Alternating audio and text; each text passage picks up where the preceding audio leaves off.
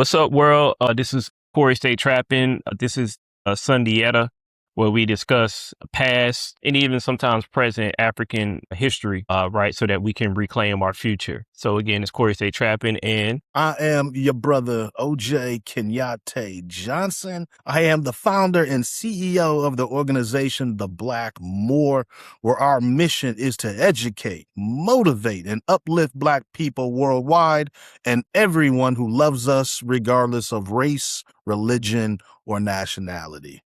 A pleasure to be here with y'all folks today. yeah, we gonna get it in. So we're doing this a little bit different, which is why I kind of changed the intro a little bit. Current history, but it's still somewhat current. So today we're going to be talking about Timnit Gebru. Yeah, She is Dr. Timnit Gebru. Dr. Timnit Gebru. Put some respect on her name. Put some respect on it. Thanks for correcting me. She's a Harvard graduate, specializing in AI research.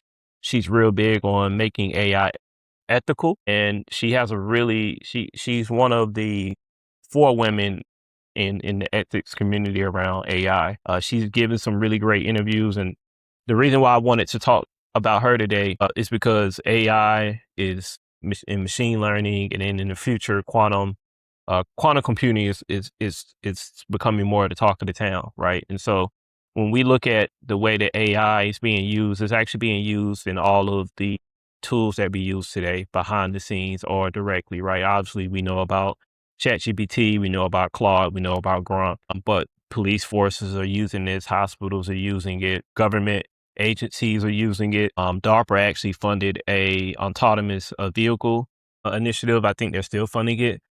Hiring algorithms. Algorithms. So, if you're noticing that your resume is being massively rejected, a lot of these companies are using the same AI models inadvertently. Right. So I want to get into her background, talk more in depth about her, and OJ, feel free to chime in when you want. Yeah.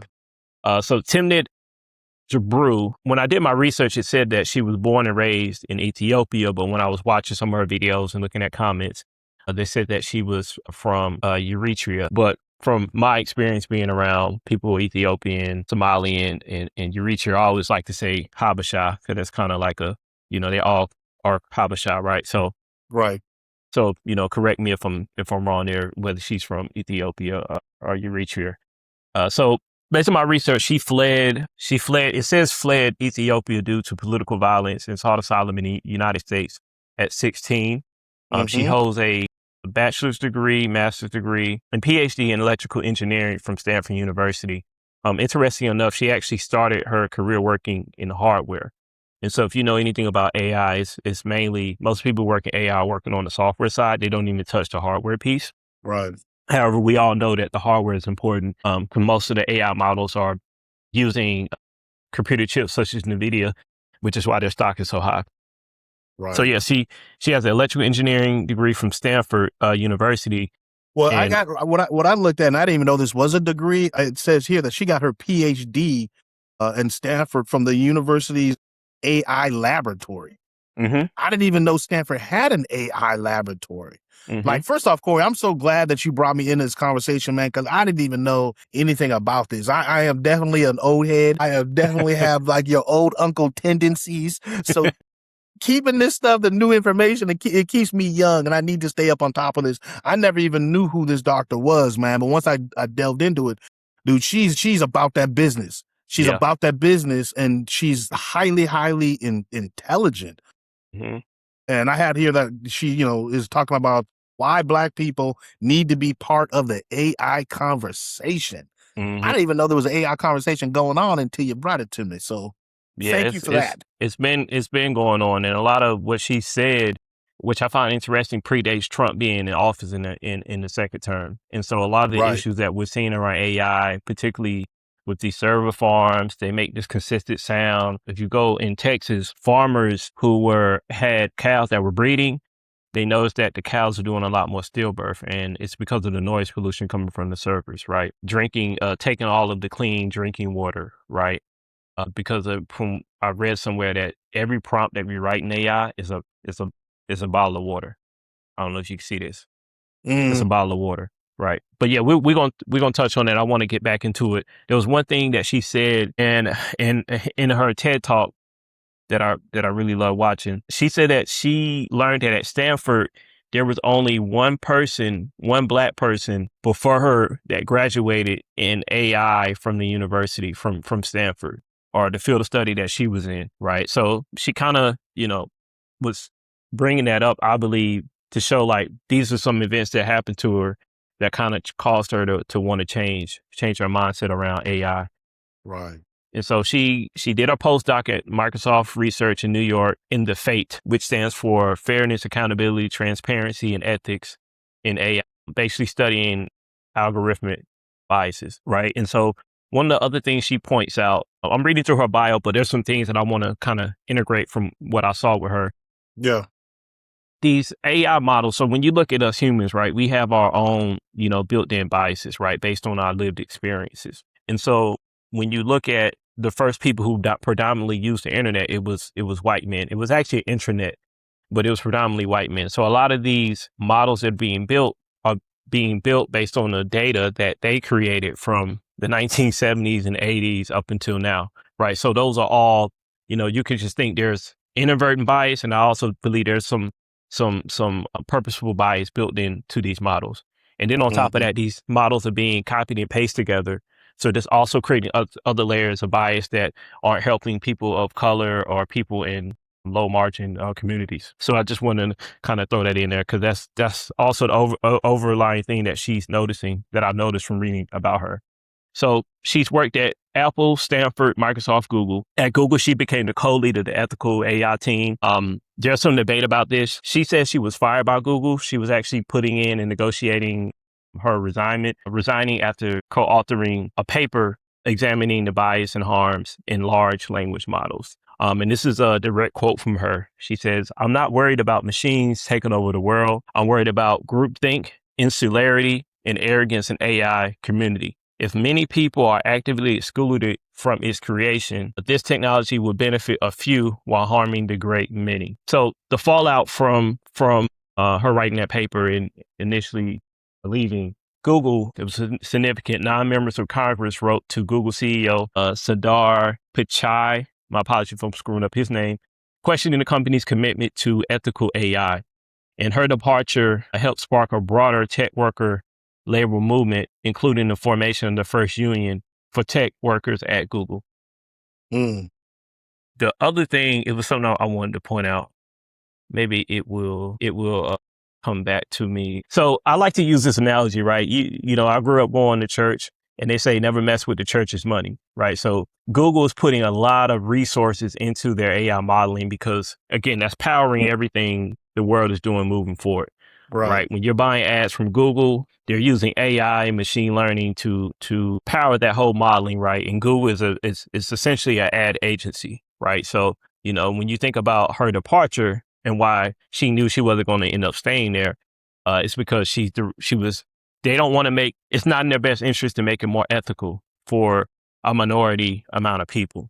Right. They're chasing that profit line. And let me see here. And that's the other thing too. She said she noticed that there was a lot of, she actually experienced some biases while at Google. And there was an event that happened at Google where they was working on I think it was computer vision. And they basically were comparing and saying that Black people look like apes. And it's really kind of hard for me to think that's an accident, because even when you take it back to when AIDS became, was ravaging, people all over the world, right? They try to say, oh, it came from Black people eating monkeys. And so it's, and then you hear the comment of the UFC fighter who was fighting at the White House, and he aking Miss Michelle Obama to looking like an ape or something like that. So it's kind of hard for me to believe that what she experienced with the computer vision, saying that Black people look like apes, I don't necessarily see that as a coincidence or an accident.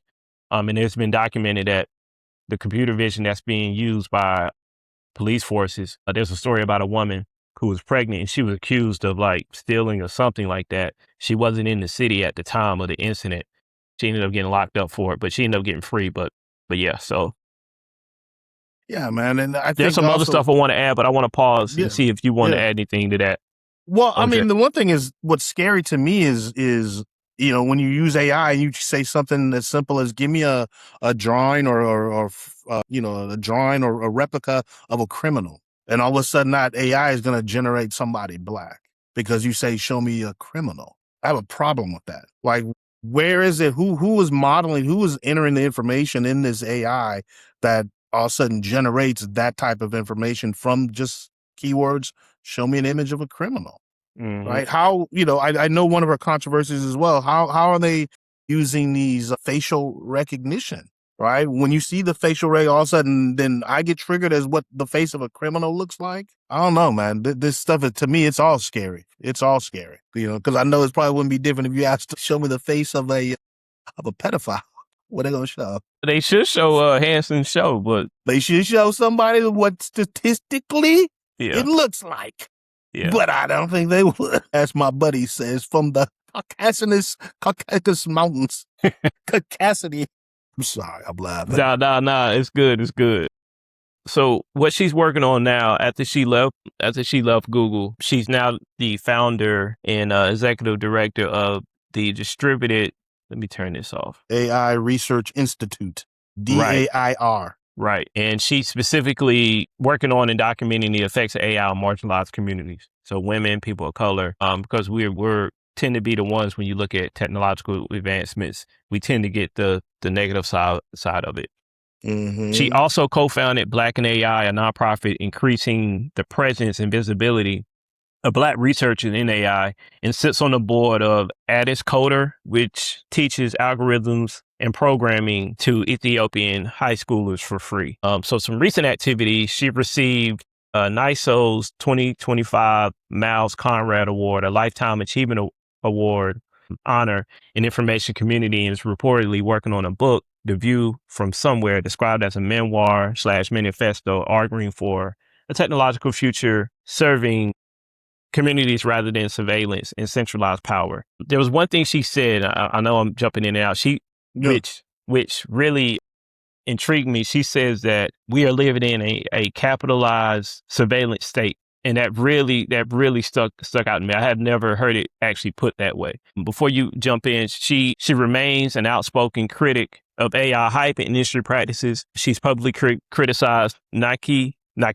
Asia's investigation-based estimate that Alphabet, parent company of Google, Microsoft, Amazon, Meta's the parent of Facebook, and Oracle collectively carrying around 1.6 trillion in off-balance sheet debt, and continues to publish research. A paper on human rights and responsible AI co-authored with Margaret Mitchell and Isan Gabriel. So there's a couple of things I want to point out here. So $1.65 trillion, that's a lot of debt. So she's not saying it directly, and maybe she is. This is just what I'm pulling from my notes. But that could actually be the cause of an underlying bubble that could burst in the future, because there's already been reports publicly showing that AI actually costs, the AI tokens are costing more than paying actual live people to do the job.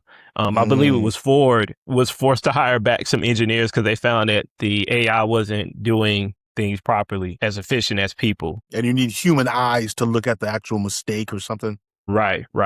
Which is part of why robotics is going to take a long time to get there, which is why when you look at contractors, electricians, those tend to be pretty AI proof jobs. And in a lot of cases, these electricians are making easily six figures being journeymen, helping and working on these server farms and stuff like that. Well, I know I cut you off, but I know there was something you wanted to jump in and say. Man, I'm just curious. I'm just asking because I know she talks about, in my notes here, talks about how AI really is involved in every aspect of life now, and that it could be used negatively against Black people when it comes to banking, lending, housing. And I was just wondering, here it goes. Yeah, so fake hiring, credit decisions, mortgage underwriting, insurance. And I was wondering, well, how does it affect Black people in that, unless they just think, well, here's a Black name and then disqualify you?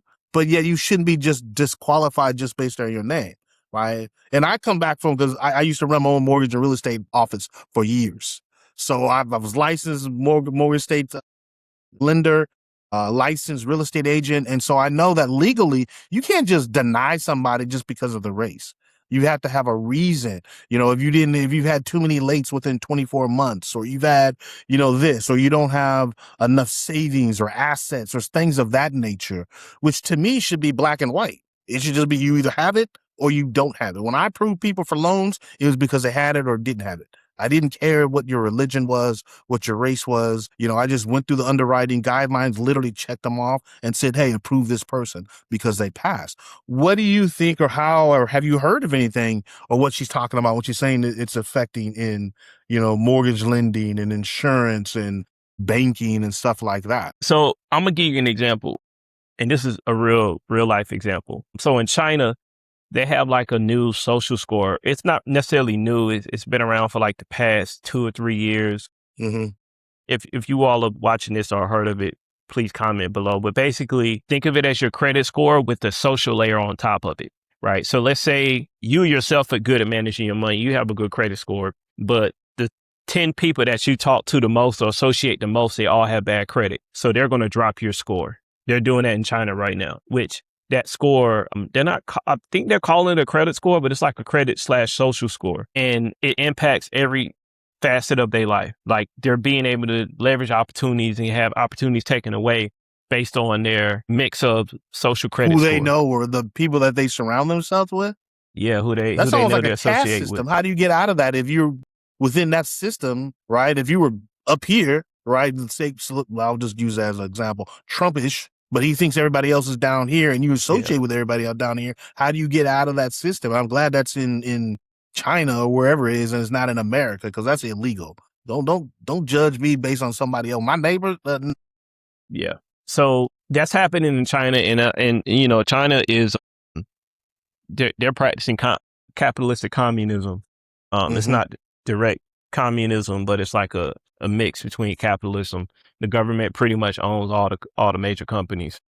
So yes, I have, heard of it happening, and who knows that it's, I mean, there's been banks that, Wells Fargo, I think it was Wells Fargo, that basically a report came out and showed that if you were Black and you had the exact same profile, if you were Black or Latino, you had the exact same profile as a white person, that you would be rejected, but the white person got the credit. Right. And so these biases are already happening. It's just that when you add in the component of AI, now you have a faceless, you have what I will call faceless bias, where it's automated, and then the companies can basically say, it wasn't our fault, the algorithm did it. And so one of her big things that she's been saying is we need to hold these companies accountable. We can't allow these companies to hide their hands. It's like, it's like throwing a rock at a house and running. We can't allow these companies to hide their hand. We need to hold them to the fire, right? Because what she basically said in one of her interviews is that a lot of these companies, again, they're hiding behind these models. And so that allows the executives not to take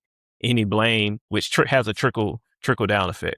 Right. Mm-hmm. And I read that she was saying that's why she wants to have some accountability, right? Mm-hmm. Like they actually need to have different departments in here, because who is training the AI? Who is putting the information, or what AI is learning? Who's putting that information into AI? And if everybody looks one way, only comes from one segment of America, then you can see where biases can creep in. Mm-hmm. Mm-hmm. And we, like I said, we see it a lot in the one thing she said that was really scary. She said 1 out of 2 adults, I can't remember which report she was referencing, but she said 1 out of 2 adults have video or pictures within these computer vision models, and we don't even know it. So that means me and you, at least one of us, are in a computer vision model. I think about that all the time, man. That's one of the reasons I was the last person that I know of probably to face up with the facial recognition to log into stuff, like your banking app and because I was like, I didn't want my face to be part of the system. Yeah. But I ended up doing it on my bank account. You know what I mean? That's like an extra layer of protection or whatever, because I had my bank account tapped in so many times. So I had to add that, man. And I'm thinking, I know my face is out there somewhere. It looked like a milk dud with a little gray beard, but. So I want to talk about the core arguments in her paper. And again, we somewhat touch on it, but we can definitely go deeper. So the paper that she wrote was on the dangers of its casket, stochastic pairs. And it's interesting. My friend X, she's become like a very prominent figure in AI ethics. She goes on CNBC a lot, and she actually had described AI as pairs, right? Pairs are really good at repeating, right? Because AI looks at information in the form of numbers, and so it's soulless, right? So all it's doing is just basically repeating what it's seeing. But when it's putting words together, it's basically just putting math together. You know what I'm saying? There's no human element in there. So the 4 core arguments is the environmental and financial costs, right? So training ever larger models consume huge amounts of energy and compute, which costs disproportionately more by communities least likely to benefit from the resulting technologies, right? So when we look at these AI farms that are being built, server farms, they usually are built in smaller towns. They're not built in the high net worth neighborhoods. Those high net worth neighborhoods aren't going to allow that, right? But they want to be able to access the models. Number 2, unfathomable data training, embedded bias. Models trained on scrapped internet text absorb and amplify racist, sexist, and otherwise abusive language, and the data sets are too large to audit properly. So we're probably talking about multiple petabytes of data, right? Right. And then being multiplied, and then the same racist, sexist type technology is just being spit back out. Right. Third is illusionary understanding, the stochastic parrot framing itself.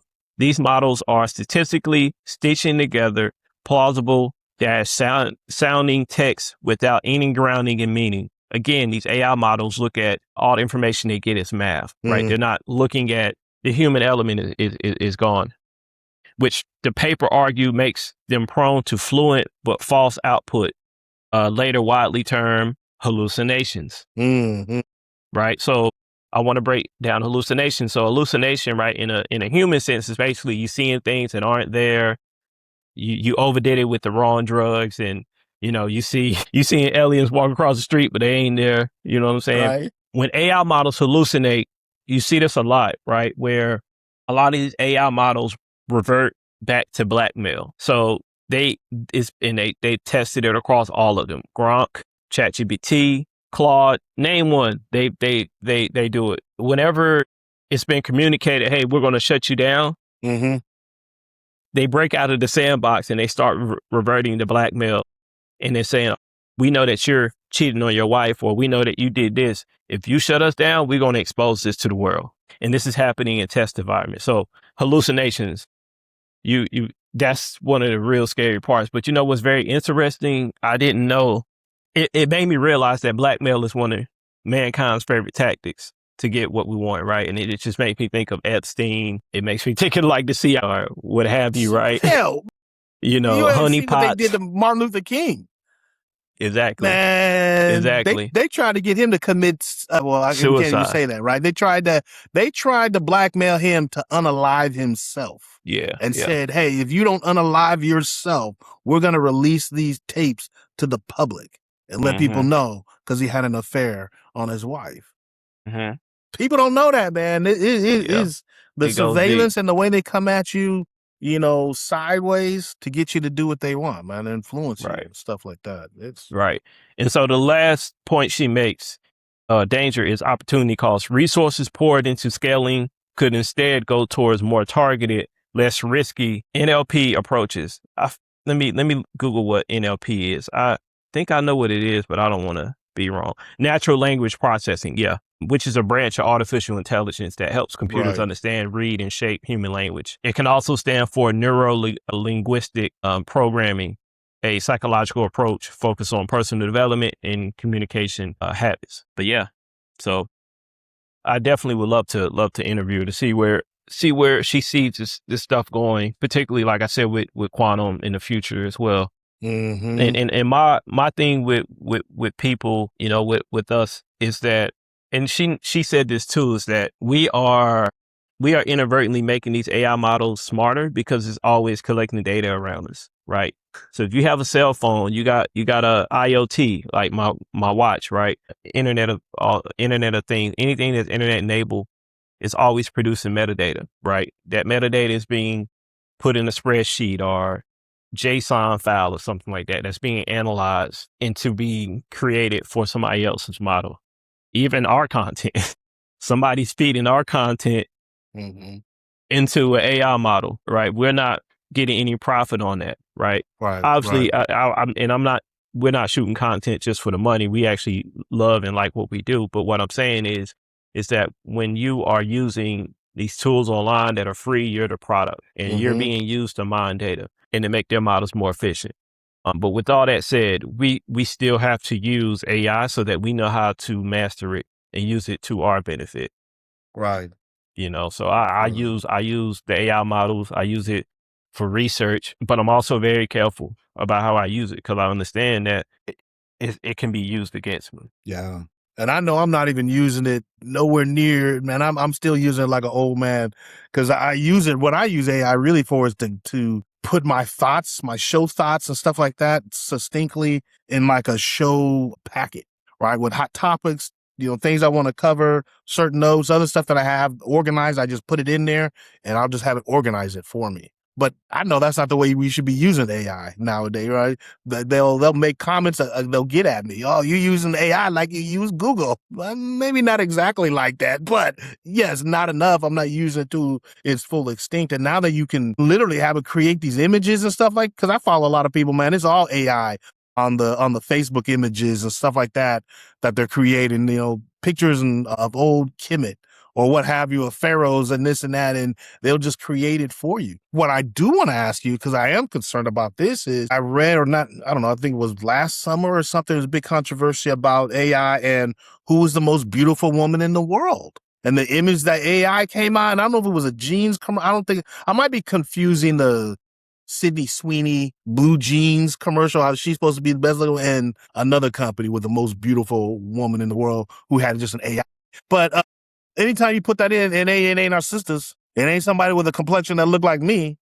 Who's putting that in, and what makes you think that, again, why do you think Becky looks like that is the most beautiful woman in the world? Which to me, the most beautiful president wife we ever had was Michelle Obama.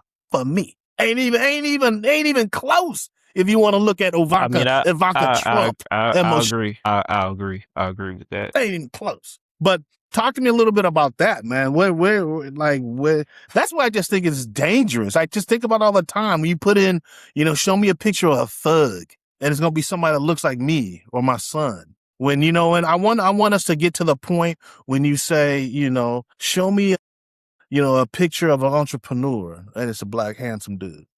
Show me the picture of, I don't know. It could be something as simple as America's best teacher. And it's somebody that looks like us. Why when they come up with the imagery when it comes to us, it's always some type of negativity, something that you don't want to be, when we should be promoting something that you do want to be. And it doesn't, I want to get to the point where, when they do something like that, we don't even have to be in a special category for black people or African Americans. It could just be, he's the best teacher, most beautiful person, whatever. And it's somebody that looks like us without having to be in the type of categories. I don't know if we're ever going to get there that way though, man. Yeah. So I've seen a lot more and heard of a lot more people doing this. I've never done it. So what I'm probably going to say is very technical. So people who still want to use AI, they're building small language models that only exist within their home. So they have their own private internet. And so they're building in that extra layer so that they can provide more sensitive information and so that they can actually not have their information in the wild, right? Because these public language models, large language models, we're feeding into their models. So even when I use these different tools, I obfuscate certain information or I give it low level information. I'm not giving it, I'm not giving it like my social security number or something like that. Or I'm not, Right. If I have like a plan and stuff for where I want to take my podcast, I'm not feeding it what I would consider proprietary information. Right. And the reason why is because now I believe that information is going to become more searchable. Right. And so if you look at ChatGPT, they started selling advertising, right? Because they're running out of money. Eventually they're going to have to go public. I can see them going public within the next 3 years, if not sooner.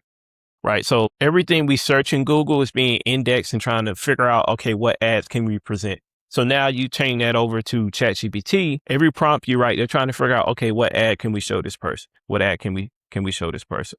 All right. So short answer, long answer down to short, I would say we have to build our own language models, right? With our own data sets that can produce the results we want.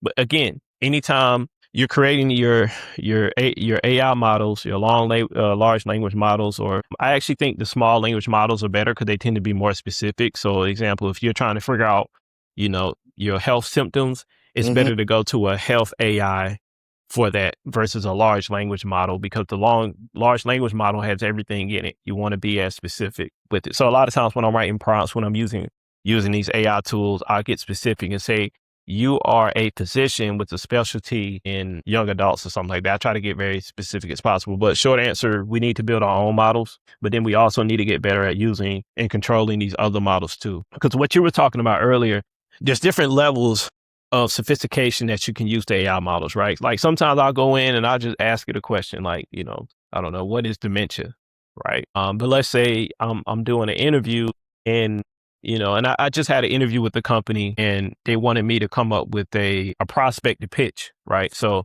I did a SWOT analysis on the company, right? I looked at their website, did my own research, and then I leveraged the AI as a coach or as a researcher. Because I had nailed it down to a couple companies and I said, based on my resume, based on this company, based on this public company's earnings calls and vice versa, which one of these companies should I focus on? It said, oh, you should focus on this one because it aligns, you understand fintech, all that good stuff, right?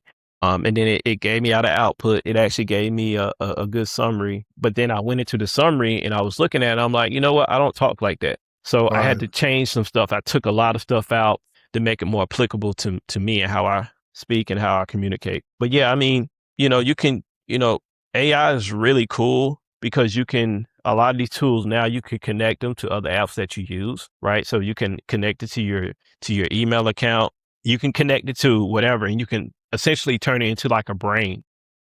And I was just gonna say that. I seen where I ran across somewhere where you can have AI just build you a whole website now. Like you don't literally have to go and hire a third person or actual person. You can literally go to AI, tell them what you want, what the content, and it'll build you a website. Yeah. The thing about me though, I don't like using AI for creative stuff because it looks like AI. So like, I'm trying to think, you remember, I feel like every generation or every iteration of technology, something comes out and we're like, yeah, we can tell they didn't make that. But like when I look at like certain photos and I see their eyes are twitchy, I'm like, when their eyes are twitchy, I'm like, that's an AI picture. Right. And don't get me wrong, it looks nice, but it's like, I don't want to look like everybody else. Right. You know what I'm saying? So I'll see people create artwork and I think it's good, but like I seen a church have a banner up and I looked at it, I'm like, yeah, they made that from AI. It looks. And so I'm really big on branding. And so there's a lot of power in actually making sure your brand doesn't look like anybody else. Like when I see the Blackmore logo, that definitely doesn't look like AI, Yeah. And so I try to pick and choose how I use it. You know what I'm saying? Like I use AI for my captions for videos, and then I go in, I'm like, we didn't say that. This is talking too much. Let me just cut that in half. You know what I'm saying? I know sometimes I'll speak with a I'll call it an Oakland slur or a Bay Area slang, and sometimes they don't know what the hell I was saying when they try to capture. Yeah. So hey, I didn't say that. Right. But yeah, so we need more people like Dr. Timnit because she's like the canary that you send it to the coal mine. If they come back out, it's good. It's good to go in, right? So really big ups to her. Would love to interview her because she's definitely at the forefront. And so I'm gonna need y'all watching this to really comment and tag her in it. Right. And say, hey, come to the trap. Right, absolutely. And can you imagine the type of pressure that she was under, right, working at corporate America? And we both know how it could be in some of the meetings when there's not a lot of people that look like you, and she's noticing these biases, and she's trying to come to them and talk about them, and they're like, "Look, don't worry about it." I got a question for you. Do you think that had she not had the background that she grew up in, because she's from Ethiopia or Eritrea, we definitely need to confirm that. Do you think had she not been born outside of the U.S., she clearly more than likely knows her history. Like I met a former coworker. I think he used to work at Yep, and he was able to name his ninth grandfather, Mm. and he was naming them so fast. I'm like, bro, are you rapping? And he started laughing. You know what I'm saying? Right. So, do you think that she would have had the gusto to be able to do what she did had she not knew and know about her lineage and her bloodline? Because I'm sure she knows her bloodline in depth. Yeah, that I don't know. I know it would have to help, but I'm thinking, what if she was, not Ethiopian? What if she was raised here in America, didn't know her long lineage, but was raised with some Black pride and some Black knowledge into your history? I think then maybe she would have been the same thing and speaking out or what have you. Yeah. But maybe if she had not, let's say she grew up in the suburbs just around those from the Caucasus Mountains and didn't know, you know what I mean? Maybe she didn't know. Maybe it'd be easier for her, which it would have been easier for her just to shut up and get along and not say anything. Yeah. But it's something in her that knows her history and knows about her people that made her speak up, man. Mm-hmm. And I love that fact. Because again, had it been me, I would have to say something. I wasn't born in Ethiopia, but I'm about my people. Yeah. So I'd have to, I had to say something. And that's why I started the different organizations at that company that we won't name, that we both worked at, the high tech company that y'all probably all still have on your phones. But I was one of the directors in a steering committee for both an organization for Black people and those who love Black people, and also part of organization within that company for just supporting multiculturalism, more diversity. We literally it's called Diverse Burst for diversity. And I was a chairman on that, and I had meetings and stuff like that and all the time. So I've definitely had to be one that speak out against injustice about our people. But again, you got a lot of people that don't know and they're just blind to it. Like they are asleep. I'm just going to say it that way. They're asleep. They stay asleep. Trump wants them to stay asleep, but I'm trying to wake people up. I'm trying to be Morpheus from the Matrix. We definitely waking them up. I mean, we're definitely waking them up. I mean, 155,000 views later, 2 days later. Hey, let's go. But the other thing too, I want to point out, I'm not the one to count people's pockets, but when you get into Google and at the level she was at, there's a high likelihood that she walked away from millions of dollars. And most of that money was in stock and ownership in Google. I'm sure they couldn't have forced her to sell any stock that she already owned, but any future stock, because usually in tech or just corporate, you're on what's called a 4-year, usually it's a 4-year cliff. I've heard it's 6-year, 5 to 6. That's kind of rare, but it's normally 4 years. And so again, not to count her pockets or anything, but I'm sure she more than likely left millions on the table. And so that's the other piece that we got to give her props to. Like she kept her integrity and walked away from a lot of money. And then you got to think about the career opportunities that she could have gotten as well if she, quote unquote, kept her mouth shut and just went along with the program. But I think what she saw was like they're building what Google's working on could essentially be a Desperia for Black people, melanated people, brown people. Right. So that's inspiring to me, though. We got to give her a lot of props. That's the type of people that inspire me, right? That have so much to lose, but still stay grounded. And as a young folks say, 10 toes down. It's 10 toes down, standing on business. You know what I mean? Even though financially it was going to be a harmful for her. Right. I look up to those type of people, man. Don't tell me that I should follow you if you don't have no skin in the game and it doesn't matter and you don't risk anything. I think the same thing, man, for Colin Kaepernick, how his life would have been different if he would have just shut up, didn't stand out for Black people, didn't stand up for or stand up against police brutality. Right. And taking that knee. They got rid of that brother. They threw him out of the NFL and they got some bum quarterbacks in the NFL right now, backup quarterbacks that shouldn't even be in there. And then you still got some Black quarterbacks that are fighting to just stay in the league, right? That's a whole nother, don't even get me started on that. I already feel my blood pressure.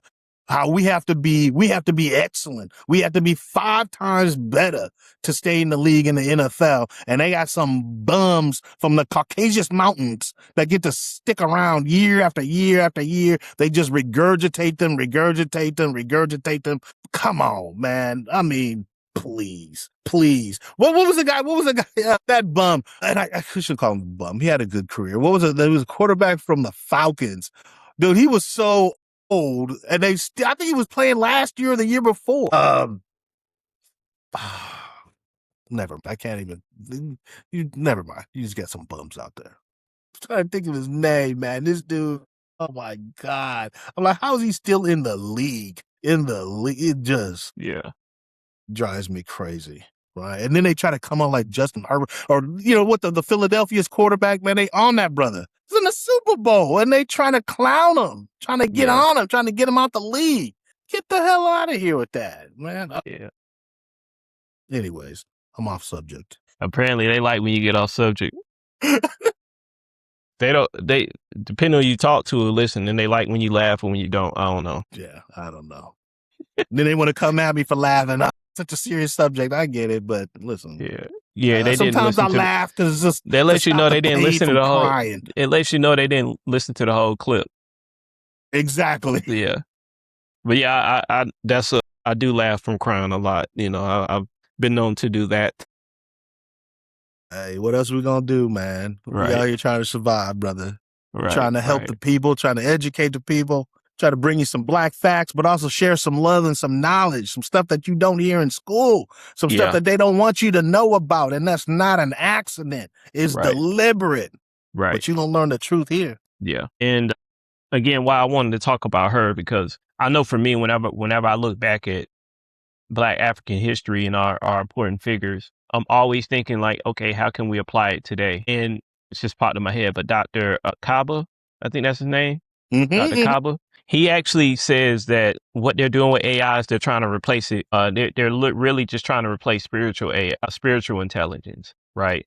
He's really big talking about getting back to our ancestral knowledge, right? So that's the other piece that you people don't talk about, right? Is that they're creating artificial generating intelligence, which is the next level of AI, where it is self-learning, and it's pretty much already in existence, but they're trying to make it more.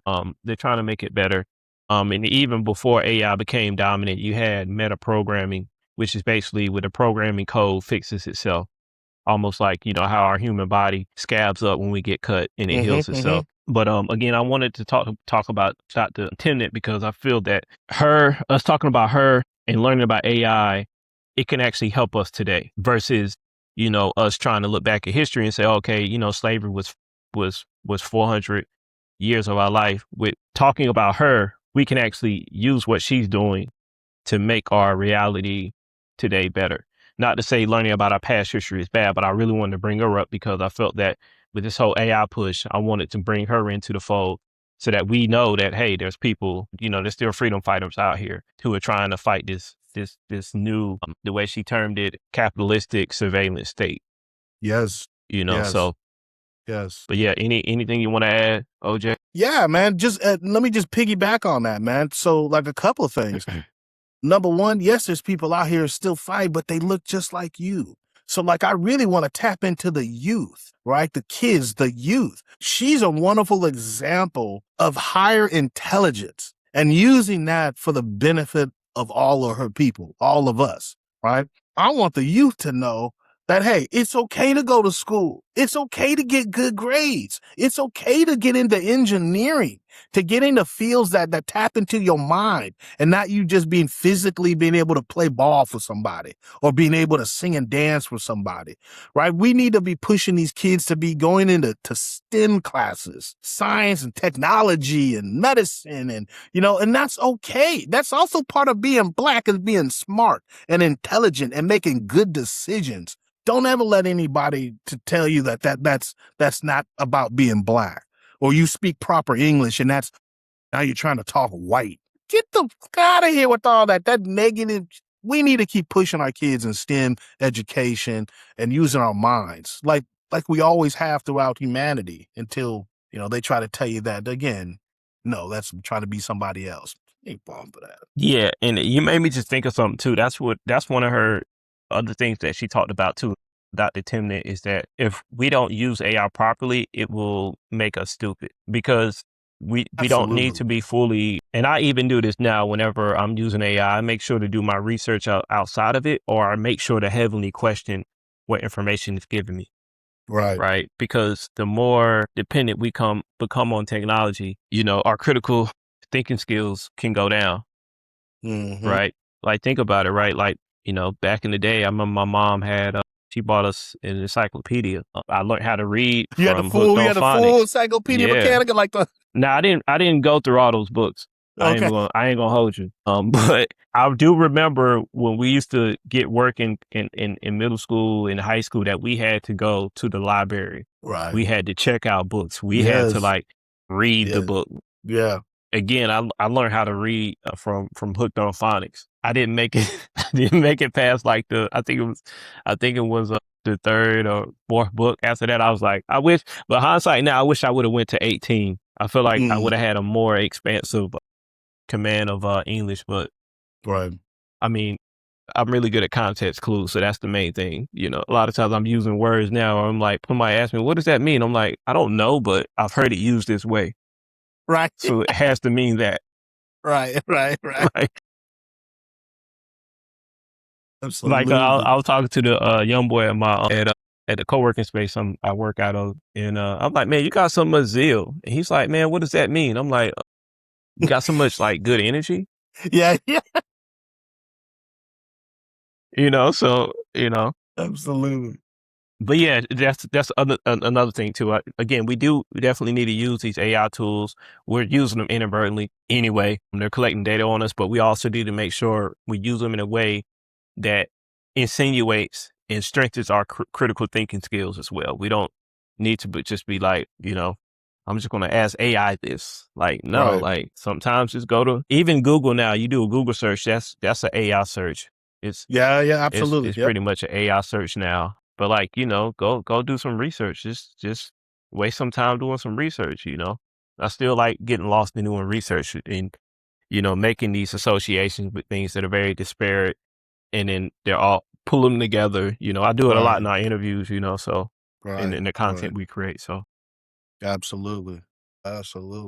We do our work over here. We do our homework. Yeah, you got to. You can't just trust everything that just. And again, like you always say, researchers, look Dr. Timnit up, Look it up, research and stuff, and go read a paper. Yeah. And I say that too, because sometimes, listen, I could get excited and drop a little bit of wrong information, as well. I did a video the other day, and it's been over 40 years since this event, but I talked about how the U.S. government dropped a bomb on a neighborhood in Philadelphia. I mistakenly said 89, and then once I got off, I thought it was 85, and I just went back and said it was 1985. That kind of little stuff, hey, I'm just old, and I just knew I was in high school when it happened. Yeah, that was in the 80s, yeah. It was 1985. It was 1985. Yeah. I said it was 89. The year I graduated, but it was actually 1985. So it wasn't my senior year in high school. It was my freshman year in high school. Yeah, and they literally had a helicopter and dropped this bomb, dropped it under the apartment complex in Philadelphia. They didn't care. They were looking for some people that they wanted to get. They didn't care about anybody else. All the innocent other people that was in there, they didn't care about them. Now, again, I point that out because even to this day, right, you will never have that. You will not see that in America that happened to some rich, affluent white neighborhood where they just, you know what, I want to get a couple of white criminals, so we're going to drop a bomb on the entire apartment building and just kill everybody. We don't care. Mm-hmm. That'll never fly in America. It will against black people. And it has, right? That's a reality. That's not a hypothetical. That's a reality that happened in this country, and they don't apologize for any of it. And that's what worries me about this whole autonomous weaponry. And, OpenAI, Anthropic backed away from a contract with the government saying, no, we want a person to have a final say-so before the autonomous weaponry or drone attacks. And the U.S. government under Trump didn't want that language in there. So they pulled from it. They pulled the contract out. And then Claude is so embedded into the U.S. government that they were trying to cut all those other contracts, but they realized like they couldn't just cut them. But then OpenAI stepped in and said, hey, we signed a contract with them. And now publicly, OpenAI has said they have language in there that says they can't use fully autonomous weaponry with their AI, meaning they have to have a person to make the final say to push the button. But in my honest opinion, I don't believe that language is in there with OpenAI. Just my opinion. For them to swoop in that quick, but again, OpenAI has raised so much money and they need money. And so, you know, a lot of times when people or these companies need money, the first thing that goes out the door is integrity, you know, And ethics. Ethics. Yep. Yeah. Yep. Absolutely. Yeah. So Absolutely. yeah. Hey, but I mean, you see that in America. It all comes down to the almighty dollar. You see people that will do and stand by and do some disrespectful, just nasty, dirty stuff in the name of money, or allow it to continue in the name of money. It's absolutely ridiculous. Again, we would not be having this controversy about the Epstein files if it was full of poor black and poor white people or poor Mexican people in the Epstein. No, they all would have been rounded up by now and deported with no questions asked. And even Trump himself said, ooh, at the very beginning, we're going to hurt some really good people if this really gets out. We want the unredacted Epstein files, and we want somebody to listen to those women. How come nobody's listening to those ladies? That's been happening. Please don't get me started. You know that ain't that ain't coming out. Come on, man. I think the Epstein files will never get the fully redacted version, just because he dealt with a lot of power players across the world. And one of the rumors is that he was working with that he was an asset for the Israeli, what you call them? They're like the Israeli CIA. I'm blanking on the name, but he was basically collecting information through blackmail. And that's one of the theories to why Trump allowed for the U.S. to attack Iran, because Israel has blackmail on him, because Israel approached Obama, Bush, and Biden about doing this. They've been wanting to attack Iran, but all the other presidents said no. Right. Why Trump now? Hey, because maybe they got something on it, and maybe just because he's a straight up idiot. When everybody else said, how you going to get in there and we can't get out that way? And he's like, oh, no, I'm the master of the deal. Get the... Yeah, you can't negotiate with no leverage. Nothing. Listen, look at where we are now, right? I mean, I thought he said 4 months ago he had completely destroyed the military. I thought he said 4 months ago they had nothing left. The war was over. Where we at? What's going on? In the words of Maury Povich, the lie detector test determined that was a lie. That was a lie. Exactly. Oh, it's 59,000 on views on Instagram. Ooh. Yeah, hold on. I'm gonna look at Facebook, and on Facebook it's 100,000 views. This is crazy. Let's go. 6,000 likes. Wow. I got 2008 net followers. Damn. Yeah, this is crazy. Yeah. Let's just keep doing what we do, brother. Let's just keep doing what we do. Anything else that you got, man? Where we at? We're at about 12:30. Yeah. No, that's all I got. Unless anything you want to add. No, man, this has been great and very informational. Because, like I said, I didn't know much about her, man, until we started doing the research for it. So this is extremely topical for where we are in 2020. Yeah. So I got something I want to say too. We talked about it, but yeah. So one of our next episodes, we gonna give you a sneak peek. We're thinking about calling it the new COINTELPRO, and so this was another reason why we wanted to talk about Dr.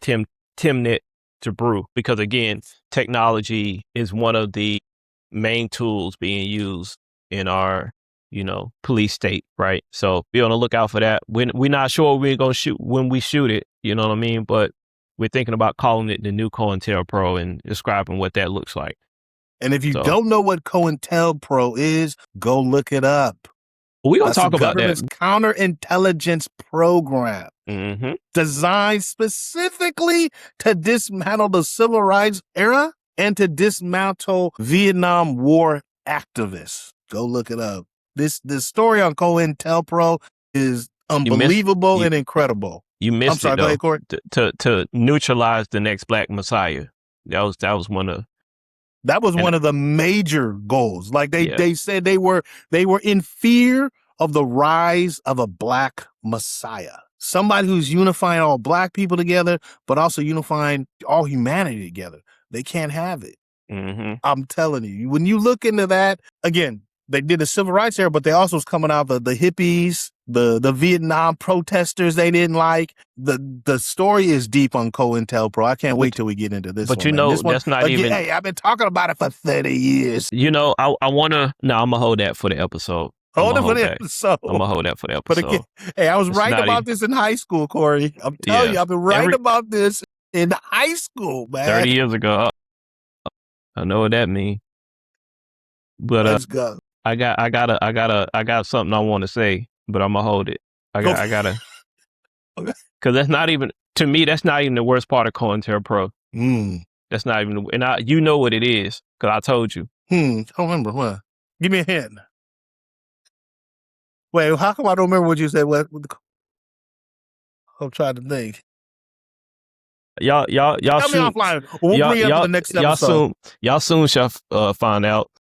Yeah. But yeah, we gonna wrap this up. I'm Corey Stay Trapping. This has been a segment of Sundiata where we talk about past, current Black African history so that we can reclaim and own our future with my guy. I'm your brother, OJ Kenyatte Johnson, CEO and founder of The Blackmore. And it was just lovely to be with y'all and spend some time with y'all. Yeah. We gonna see y'all again. Peace. Stay on. Till next time, y'all.